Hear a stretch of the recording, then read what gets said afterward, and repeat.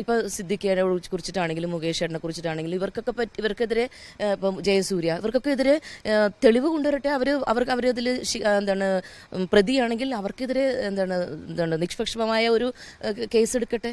Cinema ഇൻഡസ്ട്രിയിൽ Hema committee വന്നതോടുകൂടി cinema നടിമാരുടെ കംപ്ലൈന്റുകൾ കൂടി വരികയാണ്. ഒരു തരത്തിൽ പറഞ്ഞാൽ നടിമാരുടെ വിഷമമെല്ലാം പുറത്തു കാണിക്കാനുള്ള ഏറ്റവും വലിയ അവസരമാണ് Hema committee. 2024 Malayalam cinema industry തന്നെ മൊത്തം കുലുക്കി മറിച്ചിട്ടുള്ള ഒരു റിപ്പോർട്ടാണ് ഹേമ കമ്മിറ്റി റിപ്പോർട്ട്. ഇപ്പോൾ ഇതാ അമ്മ സംഘടനയായ ഏറ്റവും വലിയ പ്രസ്ഥാനത്തിൻ്റെ ജനറൽ സെക്രട്ടറിയാണ് നടൻ സിദ്ദിഖ്.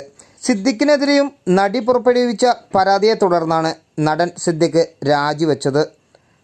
തുടർന്നങ്ങോട്ട് അമ്മ സംഘടനയിലെ മെമ്പേഴ്സെല്ലാം കൂട്ടരാജിവെപ്പായിരുന്നു കാണാൻ കഴിഞ്ഞത്. മോഹൻലാൽ അടക്കം അമ്മയിൽ നിന്നും പിന്മാറിയതോടുകൂടി അമ്മ സംഘടന പൊളിഞ്ഞടി. അമ്മ സംഘടനയുടെ കമ്മിറ്റിക്ക് മുന്നിൽ റീത്ത് സമർപ്പിക്കുകയും